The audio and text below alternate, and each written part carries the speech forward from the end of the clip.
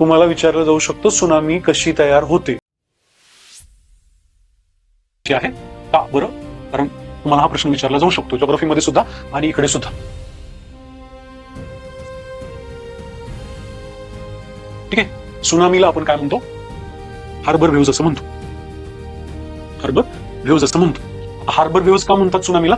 तर जेव्हा हार्बर वरती येते किंवा एखाद्या बंदरावरती येते किंवा एखाद्या आपण म्हणूया पोर्ट वरती येते किंवा एखाद्या ठिकाणी येते किनाऱ्यावरच्या एखाद्या ठिकाणी, तिथं पर्टिक्युलरली सुनामी काय करते? खूप जास्त डिस्ट्रक्शन करते किंवा नुकसान करते. त्याचं बेसिक रिझन काय आहे? समजा आपण असं म्हणूया,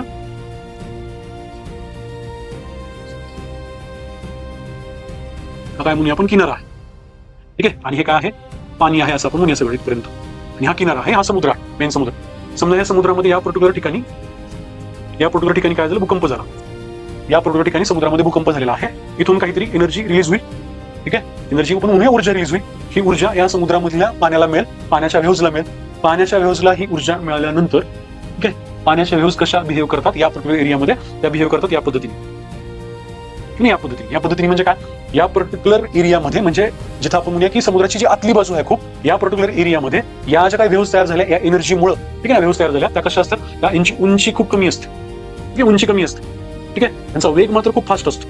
त्यांचा वेग जो आहे इकडे निघतात आता त्या व्हेव्ज, ठीक आहे ना, त्यांचा वेग खूप जास्त फास्ट असतो, उंची मात्र कमी असते. त्याला जसं मी म्हणू शकतो का की जर तुम्ही या व्हेव्जचा विचार केला तर जी तरंग लांबी आहे वेव्हलेंथची, पाठ नाही करायचं, एक परफेक्ट कन्सेप्ट म्हणून समजून घ्या, ती खूप जास्त आहे इकडे, इथे खूप जास्त आहे. ओके, त्याच्यामुळे काय उंची मात्र कमी आहे. आता या व्हेव्ज जेव्हा इकडे यायला लागतील ना, या किनाऱ्याकडे यायला लागतील ना, तेव्हा त्यांचं वर्तन बदलतो. त्यांचं वर्तन कसं होतं? आता त्यांची उंची वाढायला लागते आणि त्यांची काय वेव्हलेंथ कमी व्हायला लागते. त्यांची उंची वाढायला लागते, वेव्हलेंथ कमी व्हायला लागते. उंची वाढते, वेव्हलेंथ कमी होते, उंची वाढते, वेव्हलेंथ कमी होते. असं या पद्धतीने या वेव्हज क्रिएट होतो. म्हणजे काय? आधी काय असतं? उंची कमी असते, वेव्हलेंथ खूप जास्त, किंवा काय ते तरंग लांबी खूप जास्त आणि खूप फास्ट जातात. इथं आल्यावर ते स्लो होतील, पण स्लो झाल्यानंतर मात्र यांची उंची वाढत जाणार आहे आता. आणि काय? यांची एक प्रकारे काय म्हणूया आपण, वेव्हलेंथ कमी झाल्यामुळे त्यांची तुम्हाला उंची पण जास्त दिसेल आणि फ्रिक्वेन्सी पण इथं खूप जास्त झाल्यासारखी दिसेल. कुणाची? या वेव्हची.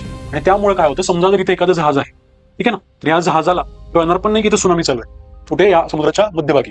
पण इथं मात्र आल्यानंतर चक्क असं होईल की खूप मोठ्या प्रमाणामध्ये डिस्ट्रक्शन किनाऱ्यावरती ही सुनामी करू शकते ना. याच्यामुळे इथं आल्यानंतर ती डिस्ट्रक्शन करते, याच्यामुळे त्याला आपण काय म्हणतो? हार्बर वेव्हज म्हणतो.